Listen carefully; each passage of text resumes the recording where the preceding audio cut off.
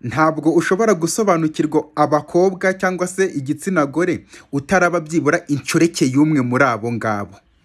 Ibi ngibi dushobora kutabyumvikanaho ariko ni uku nguku bimeze. Iyo ari wowe musore uri meyini uteretana n'umukobwa wa wundi nyine byitwa ko ari mu rukundo rweruye, nta kosa ushobora kumubonaho, umubona ari umuntu utunganye.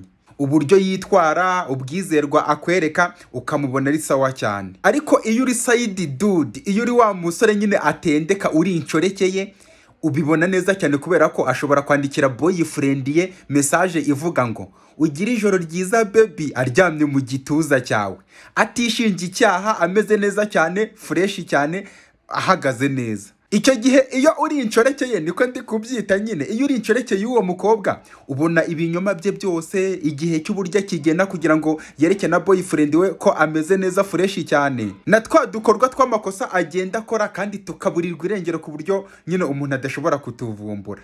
Icyo gihe nibwo uhita wiga isomo rikwereka ko abantu b'igitsina gore cyangwa se abakobwa badaca inyuma kubera ko batishimye, ahubwo baca inyuma kubera ko bakeneye byinshi, bakeneye attention nyinshi, bakeneye excitement cyangwa se ibyishimo byinshi birenze ku byo bari basanzwe bafite. Nyine ubwizerwa ubundi ntabwo ari defo, ahubwo ni amahitamo.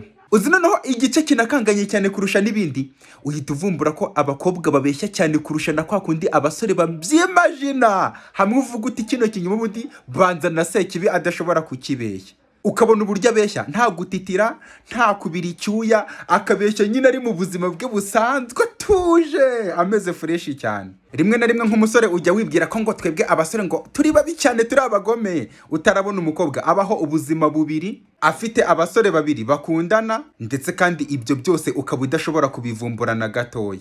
Kuba inshoreke uri umuhungu nyine uri inshoreke y'umukobwa uri mu rukundo n'undi muntu, bikwereka ukuri kumwe gusa kandi gusobanutse. Bikwereka ko umukobwa ashobora kubeshya ikinyoma, kandi icyo kinyoma ukaba utazigera ukivumbura kugeza igihe uzapfira.